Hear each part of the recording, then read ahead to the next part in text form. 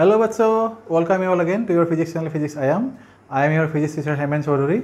आज हम लोग पढ़ने जा रहे हैं करंट इलेक्ट्रिसिटी का लेक्चर नंबर 15, जिसमें हम लोग कवर करेंगे अनआइडेंटिकल सेल्स का सीरीज एंड पैरेलल कॉम्बिनेशन में इक्विवेलेंट ईएमएफ और इंटरनल रेजिस्टेंस कैसे निकाले जाते हैं, जो आप लोगों के बुक में है।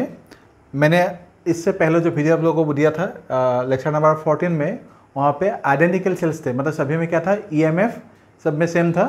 अभी जो हम लोग ले रहे हैं वो यहाँ पे क्या होगा, ईएमएफ सभी में सेम नहीं होगा, वो अलग अलग ईएमएफ का सेल होगा।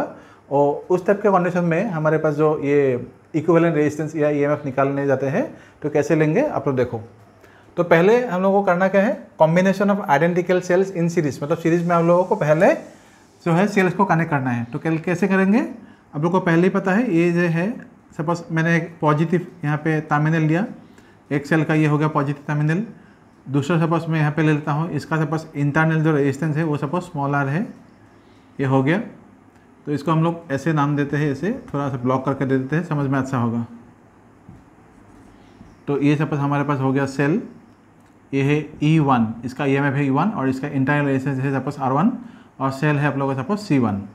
और इसी को अगर हम लोग ऐसे देखेंगे, सपोज ये है टर्मिनल A, सपोज ये टर्मिनल A है और ये है सेल का टर्मिनल B। और इसी के साथ हम लोग क्या करेंगे, दूसरा सेल कनेक्ट करेंगे, वो भी क्या आएगा, ये है पॉजिटिव, ये है negative.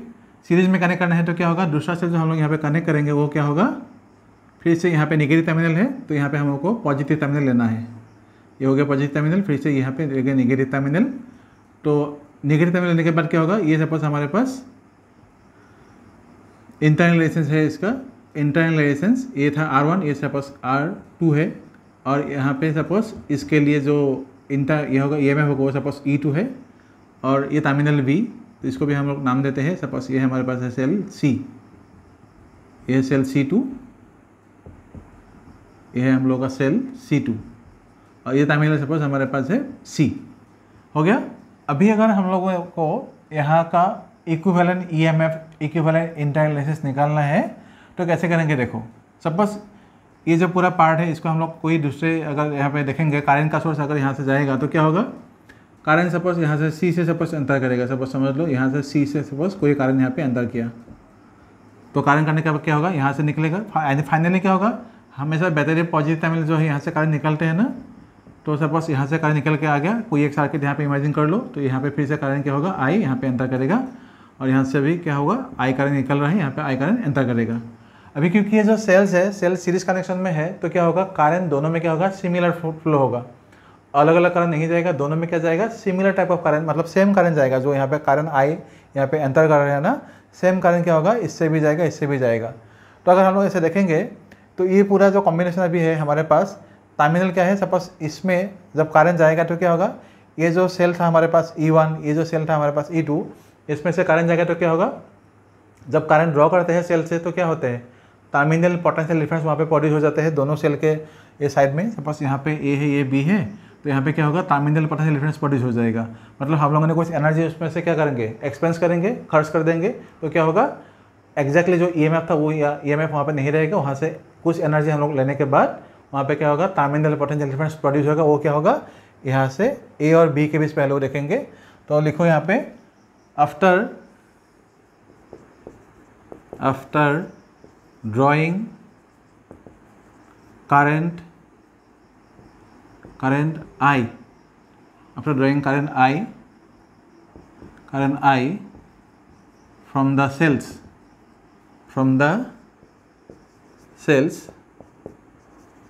terminal potential difference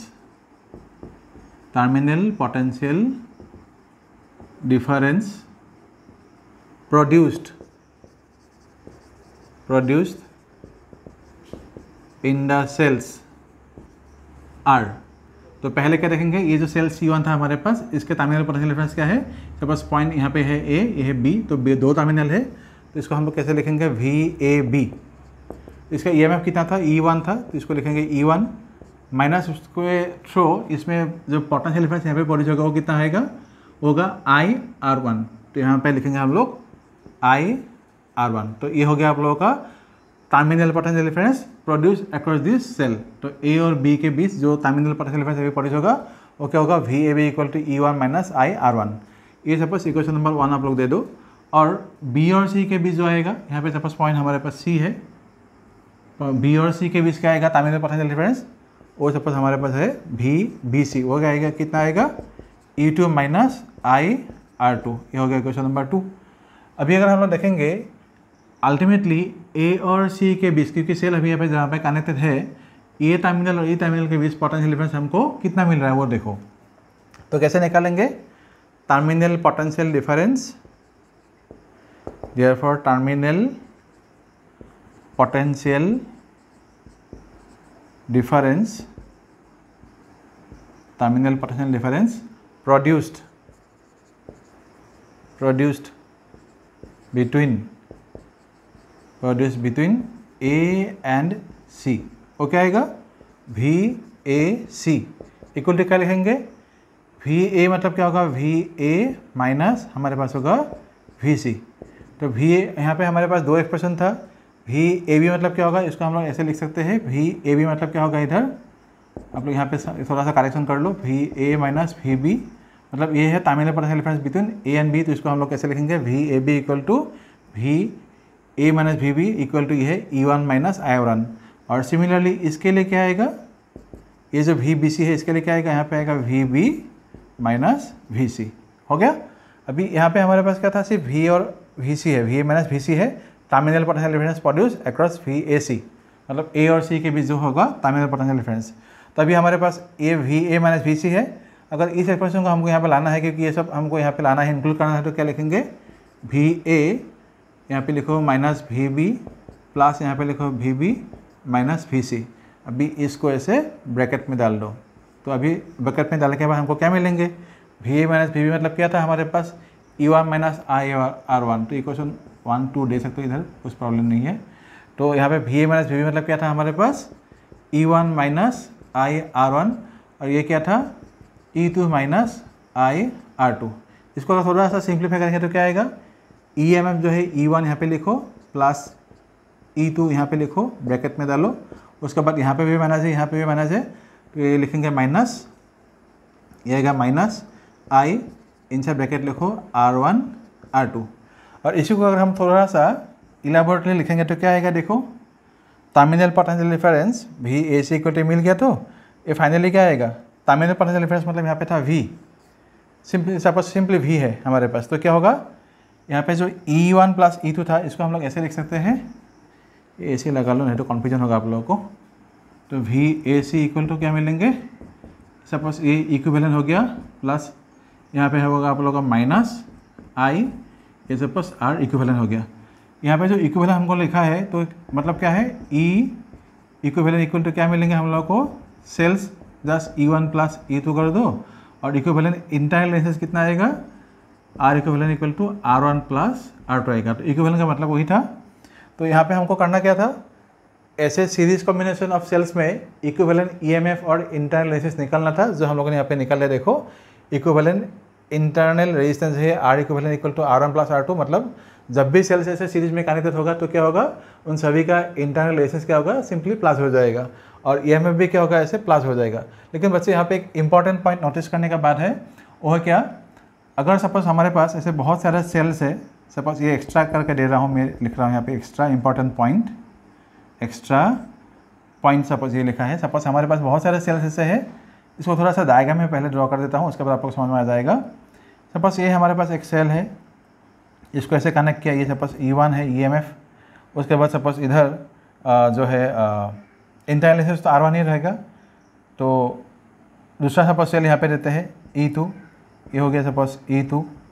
suppose ऐसे करके सपोज तीसरा सेल में यहाँ पे लगा देता हूँ अपोजिट करके, सपोज ये ऑल्टर कर दिया, ये माइनस ए प्लस था, ये माइनस ए प्लस था, ये भी माइनस ए प्लस हो, तो मतलब क्या होगा, यहाँ पे ऑल्टर हो गया। ऑल्टर मतलब अपोजिट हो गया पोलरिटी ऑफ द सेल 3।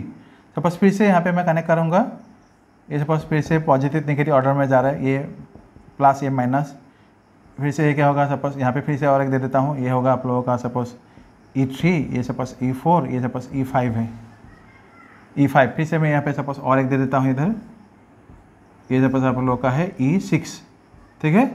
और सभी में सपोज यहाँ पे सभी में क्या होगा, इंटरनल रेजिस्टेंस होगा। सपोज यहाँ पे इंटरनल रेजिस्टेंस आएगा R1, इसके लिए सपोज इंटरनल रेजिस्टेंस R2, इसके लिए सपोज R3, इसके लिए R4, ठीक है, E4, यहाँ पे इसके लिए सपोज R5 है और इसके लिए सपोज R6 है। तो यहाँ पे अभी इक्विवेलेंट नियम में हम लोग को कितना मिलेंगे देखो, तो पहले लिखेंगे E1 प्लस E2 लिखेंगे, क्योंकि ये दोनों अब ये जो है ऑर्डर कैसा है, प्लस माइनस ऐसा है। मतलब इस सेल E1 का जो नेगेटिव टर्मिनल था, सेल E2 का पॉजिटिव टर्मिनल कैसे डायरेक्ट ऐसे कनेक्टेड होगा, तो इसी ऑर्डर में जा रहा है, तो क्या लिखेंगे E1 प्लस E2 हो गया। लेकिन सेल E3 में क्या होगा, ये देखो पोलैरिटी अल्टर हो गया, मतलब चेंज हो गया। अगर पोलैरिटी अल्टर हो जाएगा मतलब ये अपोजिट हो जाएगा, जिस सेल का ऐसे जो पोलैरिटी अल्टर हो जाएगा उसका जो EMF होगा उसको हम लोग ऐसे माइनस में लिखेंगे। फिर से इसको देखो E4 हो गया, फिर से E5 जो है इसका भी पोलैरिटी अल्टर हो गया, तो इसको भी हम लोग कैसे लिखेंगे, माइनस लिखेंगे E5, और फाइनली ये जो होगा आप लोगों का प्लस, फिर से E6। तो ऐसे ही हम लोग इक्विवेलेंट EMF निकालते हैं, जिसका भी पोलैरिटी अल्टर होगा मतलब चेंज होगा, अपोजिट होगा, उसका EMF हम लोग सिंपली माइनस कर देंगे। कहीं पे भी आप लोग कोई भी सर्किट ले लो। और इंटरनल जो रेजिस्टेंस होगा हमेशा सेल का जो पोलैरिटी कुछ भी हो, इंटरनल रेजिस्टेंस हमेशा क्या होगा, प्लस होगा। तो इंटरनल रेजिस्टेंस के पास यहाँ पे कुछ प्रॉब्लम हो नहीं, तो इंटरनल रेजिस्टेंस हम लोग कैसे निकालेंगे, हमेशा क्या होगा, प्लस होगा। तो यहाँ पे इस केस में पोलैरिटी कुछ भी हो, सिर्फ इसको प्लस करते जाओ, R1 plus R2 plus R3 plus R4 plus R5 plus R6 हो गया। तो इसको आप लोग अच्छे से नोट करो। अभी मैं parallel connection of the cells दिखा रहा हूँ आप लोगों को, इसको आप लोग पॉज करके लिखो।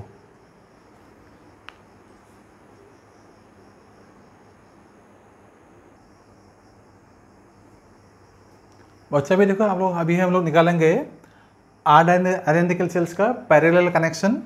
तो पैरेलल कनेक्शन के लिए हमको करना क्या है देखो, तो पहले हम लोग ऐसे सेल लेंगे। ये सपोज हमारे पास एक सेल है, इसका EMF है E1 और इसका जो इंटरनल रेजिस्टेंस है वो सपोज R1 है, R1। और इसके साथ पैरेलल कनेक्शन में हम लोग दूसरा सेल लेंगे। ये सपोज दूसरा सेल हमारे पास है, ये सपोज EMF E2 और इसका जो इंटरनल रेजिस्टेंस है वो सपोज R2 है। अभी इन दोनों को हम लोग सपोज कहीं पे भी कोई एक पॉइंट पे कनेक्ट करेंगे कॉमन टर्मिनल में, यहाँ पे कनेक्ट कर दिए, और इस तरफ भी हम लोग इसको कनेक्ट करेंगे एक कॉमन टर्मिनल में। तो ये सपोज पॉइंट है हमारे पास A, ये सपोज पॉइंट A है, और ये सपोज हमारे पास पॉइंट है B। नहीं तो दोनों का B1 B2 आप लोग सकते हो, कोई बात नहीं, A B लेने से भी प्रॉब्लम नहीं है। देखो तो यहाँ पे क्या होगा, इस कंडीशन में ये प्लस हो गया, माइनस हो गया, ये प्लस ये माइनस, तो ये सेल्स के दोनों पॉजिटिव टर्मिनल यहाँ पे कॉमन पॉइंट पे कनेक्टेड है और दोनों नेगेटिव टर्मिनल यहाँ पे कॉमन पॉइंट पे कनेक्टेड है। मतलब क्या होगा, ये दोनों सेल्स क्या है, पैरेलल कनेक्शन में है, ऐसे देख सकते हैं इसको, क्यू पैरेलल है। दूसरा कंडीशन है ऐसा, सपोज ए बी टर्मिनल से करंट यहाँ पे एंटर करेंगे, सपोज आई करंट यहाँ पे एंटर करेंगे, सपोज आई करंट एंटर किया, करने के बाद क्या होगा, अभी ये जो करंट होगा डिवाइड हो गया, डिवाइड होने के बाद सपोज इस रास्ते से करंट गया थ्रू सेल E1, वो सपोज करंट है I1, और सपोज सेल E2 से जो करंट जाएगा वो सपोज I2 है। ये I1 करंट I2 करंट यहाँ से फिर से निकल के क्या आएगा, फिर से यहाँ पे I1 ही आ जाएगा, यहाँ पे भी क्या होगा, करंट I2 आ जाएगा, फाइनली फिर से यहाँ से I करंट निकल के जाएगा। मतलब अभी यहाँ पे क्या हुआ है, इस कंडीशन में जो करंट है, करंट डिवाइड हो गया। अगर करंट डिवाइड होगा तो हमारे पास इन दोनों केसेस में सेल्स तो पैरेलल कनेक्शन में है ही, आपको पता है। तो सपोज टर्मिनल पोटेंशियल डिफरेंस यहाँ पे होगा, क्योंकि दोनों सेल अभी डायरेक्टली दो पॉइंट के साथ कनेक्टेड है। तो बस मैं इसको यहाँ पे ले लेता हूँ, सपोज ए पॉइंट यहाँ पे कनेक्टेड है और ये पॉइंट भी यहाँ पे कनेक्टेड है। तो अगर दोनों पॉइंट यहाँ पे डायरेक्टली ऐसे कनेक्टेड है, सपोज कोई एक पोटेंशियल डिफरेंस का सोर्स है, तो क्या होगा, इसको मैं ऐसे ले लेता हूँ, सपोज ये टर्मिनल पोटेंशियल डिफरेंस के यह सपोज दूसरा एक सोर्स है, तभी क्या होगा, इन दोनों कंडीशन में ए और बी में ये V डायरेक्टली कनेक्टेड है, सपोज यहाँ पे है V, यहाँ पे सपोज 0 है, मतलब क्या होगा, सेल E1 जो है इसका जो टर्मिनल पोटेंशियल डिफरेंस होगा वो भी क्या होगा, V माइनस 0, मतलब क्या होगा, V होगा। और सेल E2 का जो टर्मिनल पोटेंशियल डिफरेंस है वो भी क्या होगा, V माइनस 0, मतलब V होगा। मतलब इन दोनों का जो टर्मिनल पोटेंशियल डिफरेंस है वो दोनों सेम है, वो होगा क्या, V। तो यहाँ पे V के साथ ये कनेक्टेड है, तो दोनों का टर्मिनल पोटेंशियल डिफरेंस हो गया V। अभी हम लोग क्या करेंगे, जब I1 करंट इस सेल से निकलेंगे, मतलब इस सेल के थ्रू जाएंगे, तो क्या होगा, टर्मिनल पोटेंशियल डिफरेंस जितना था V, उसमें से क्या होगा, थ्रू इंटरनल रेजिस्टेंस जब ये करंट जाएगा तो क्या होगा, यहाँ पे कुछ एनर्जी खर्च हो जाएगा। तो अभी क्या लिखेंगे इधर, terminal potential difference across E1। तो कैसे निकालेंगे, एक बार सोच के बोलो तो आप लोग।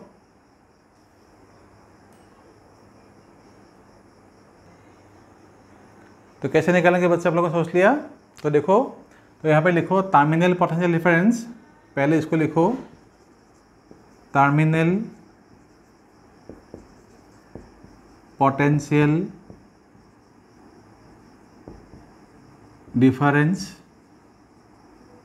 फॉर सेल E1, ऐसे C1, इसको आप लोग E1 बोल सकते हो, या नहीं तो फॉर फर्स्ट सेल बोल सकते हो, फॉर फर्स्ट सेल मतलब सेल E1 के लिए। तो वो क्या आएगा, V इक्वल टू हम लोग लिखेंगे VA minus VB equal to लिखेंगे E1 माइनस I1 R1। तो यहाँ से क्योंकि हमारे पास ये क्या था, करंट डिवाइड हुआ था, तो यहाँ से हम लोग एक करंट का एक्सप्रेशन निकालेंगे। तो क्या आएगा, अगर इसको इस तरफ ले आओगे तो क्या लिखेंगे, I1 R1 इक्वल टू होगा E1 minus V। So current का एक्सप्रेशन क्या आएगा, I1 equal to E1 minus V by हो गया R1। ये सपोज हमारे पास इक्वेशन नंबर हो गया 1। सिमिलरली फॉर सेल 2, डायरेक्ट यहाँ पे लिखो अभी फॉर सेकेंड सेल मतलब cell E2 for second cell. तो क्या लिखेंगे, इसको देखो फिर से टर्मिनल पोटेंशियल डिफरेंस आएगा VB, मतलब V आएगा, फिर से हम लोग लिखेंगे VA माइनस VB। लेकिन अभी इधर क्या होगा, इस कंडीशन में यहाँ पे आएगा आप लोगों का E2 माइनस, क्योंकि टर्मिनल पोटेंशियल डिफरेंस दोनों का यही होगा ना, A और B होगा। लेकिन सेकेंड सेल के लिए मैंने यहाँ पे लिखा है, तो क्या आएगा इधर E2 माइनस I2 R2। तो इसमें से इसको कैसे करेंगे, फिर से I2 R2 equal to E2 minus V। So इधर ये क्या आएगा, I2 इक्वल टू आएगा E2 minus V by R2। समझ में आ गया। अभी क्योंकि ये करंट डिवाइड था, तो टोटल करंट हमको कैसे निकालेंगे, तो टोटल करंट निकालने के लिए हमको क्या करना है, देखो देयरफॉर टोटल करंट तो क्या आएगा, simply I equal to I1 plus I2 आएगा। बाकी I1 का जो वैल्यू है, ये पार्ट था, इसको आप लोग यहाँ पे पुट करो।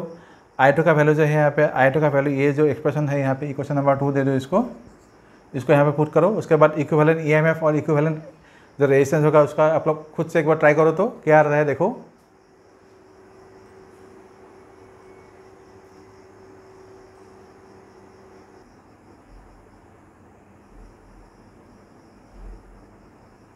तो बच्चा आप लोगों ने कर लिया, तो मैं यहाँ से शुरू करता हूँ, आप लोगों ने कर लिया होगा। यहाँ पे देखो हमारे पास एक्सप्रेशन था I इक्वल टू I1 के जगह पे हम लोग लिखेंगे इसको, इसमें क्या है E1 minus V by R1 plus E2 minus V by R2।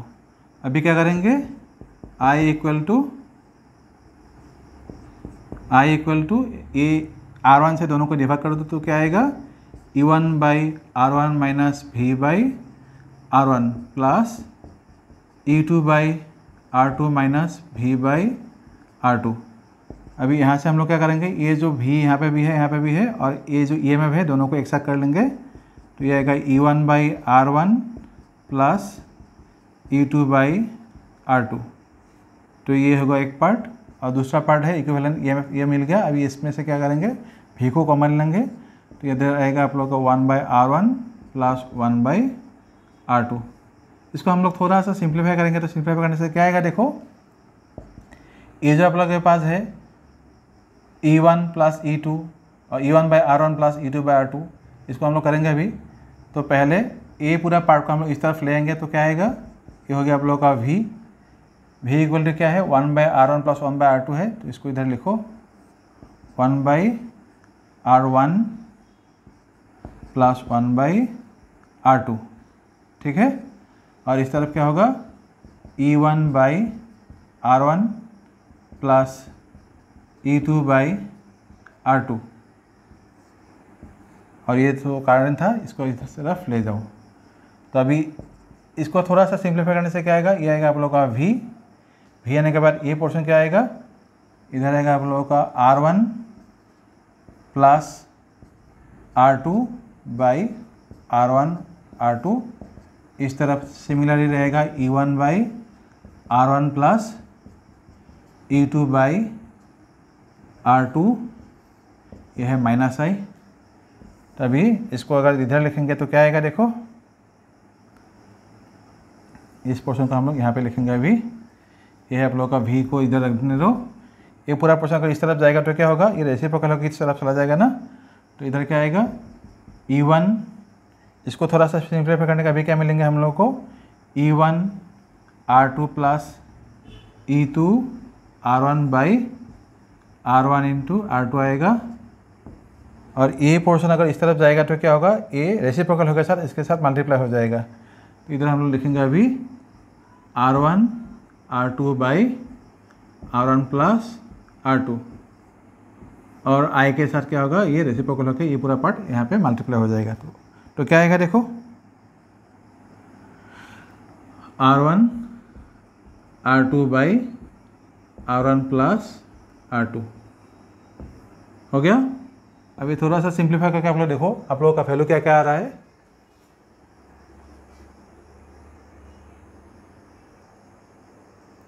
बच्चे भी देखो, इसको थोड़ा सिंप्लीफाई करेंगे तो क्या आएगा, V equal to R1 R2 cancel हो गया, तो इधर रहेगा आप लोगों का E1 R2 plus E2 R1 by R1 plus R2, और इस तरह है आप लोगों का I into R1 R2 by R1 plus R2।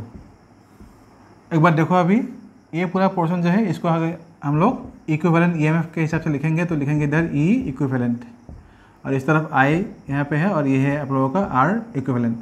तो देयरफॉर हम लोग क्या लिखेंगे, इक्विवेलेंट EMF के लिए एक्सप्रेशन आएगा आप लोगों का E1 R2 plus E2 R1 by R1 plus R2, और इक्विवेलेंट इंटरनल रेजिस्टेंस के लिए जो वैल्यू आएगा होगा आप लोगों का R1 R2 by R1 plus R2। ठीक है, ये है R2। तो इसको आप लोग पॉज करके लिखो। अभी इक्विवेलेंट EMF ये वैल्यू मिल गया, इक्विवेलेंट इंटरनल रेजिस्टेंस ये वैल्यू हमको मिल गया। इन दोनों का थोड़ा सा हम लोग रिलेशन देखेंगे। रिलेशन लाने के लिए थोड़ा सा यहाँ पे मुझे इसको पॉज करके आप लोग लिखो, मैं इसको थोड़ा रैप करना होगा, आप लोग पॉज करके लिखो यहाँ तक।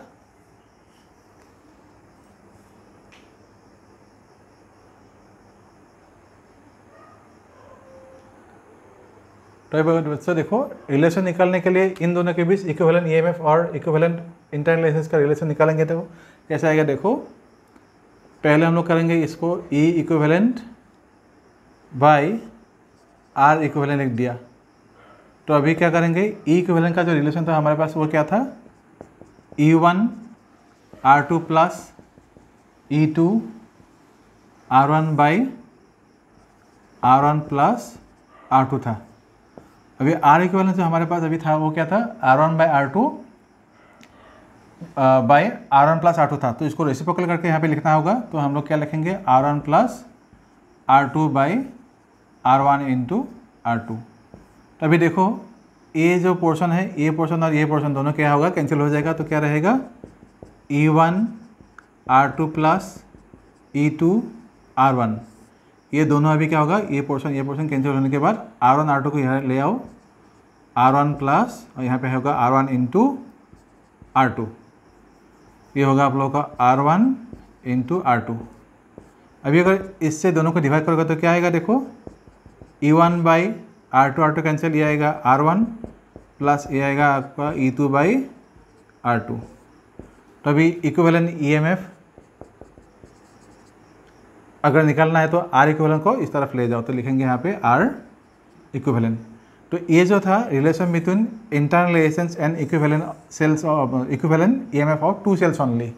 तो अगर यहाँ पे दो सेल अगर यहाँ पे है तो ये एक्सप्रेशन आएगा। अगर m नंबर ऑफ सेल मतलब बहुत सारे सेल्स अगर ऐसे अलग अलग EMF का आएगा तो हम लोग क्या करेंगे, तो उसके लिए क्या करना है, देखो यहाँ पे लिख देता हूँ simply, for n number of cells connected in parallel, तो इक्विवेलेंट EMF का एक्सप्रेशन कैसा आएगा, तभी यहाँ पे लिखो E इक्विवेलेंट इक्वल टू, यह आ जाएगा आप लोगों का E1/R1 प्लस E2/R2 प्लस ऐसे करके जितने नंबर ऑफ सेल्स है वो आप लोग यहाँ पे पुट कर दो।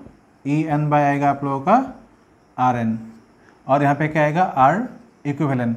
लेकिन R इक्विवेलेंट यहाँ पे जो हम लोग निकालेंगे, यहाँ पे जो फॉर्मूला के हिसाब से यहाँ पे R इक्विवेलेंट आएगा, क्योंकि सेल्स अभी जो है सभी पैरेलल कनेक्शन में आएंगे, तो इक्विवेलेंट रेशियोज कैसे निकालेंगे? For n number of cells R equivalent क्या आएगा?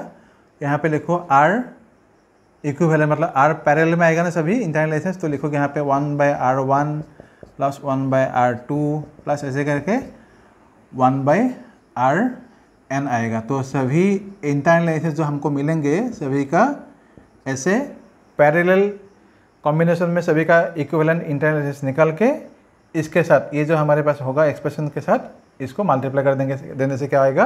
आप लोगों को इक्विवेलेंट EMF मिल जाएगा for n number of cells which have different EMF।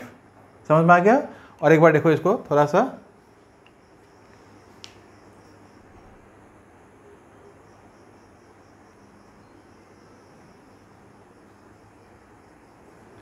तो बच्चों आज इस वीडियो में इतना ही।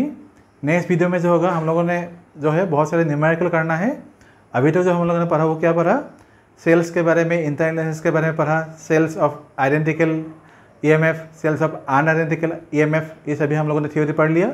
नेक्स्ट वीडियो में जो है हम लोग बहुत सारे न्यूमेरिकल करेंगे, बहुत अच्छे अच्छे न्यूमेरिकल जो आप लोगों का कॉन्सेप्ट रिलेटेड तो दिस टॉपिक पूरा क्लियर हो जाएगा।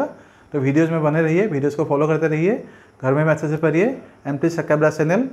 और कुछ कमेंट होगा, कुछ आप लोगों को प्रॉब्लम होगा रिलेटेड तो कोई एनी टॉपिक दूसरा टॉपिक होगा तो मैं वीडियो में कवर करने की कोशिश करूँगा। प्लीज़ मुझे कमेंट कीजिए, और आप लोगों से जितना ज़्यादा मुझे रेस्पॉन्स मिलेगा मुझे और थोड़ा जोश आएगा आप लोगों के लिए और कुछ करने के लिए। Please support me by commenting and liking और डिसलाइकिंग द वीडियो, तभी मुझे पता चलेगा मैं एक्चुअली आप लोगों के लिए कितना अच्छा कर पा रहा हूँ। ठीक है, तो आज के लिए इतना ही। Thank you so much.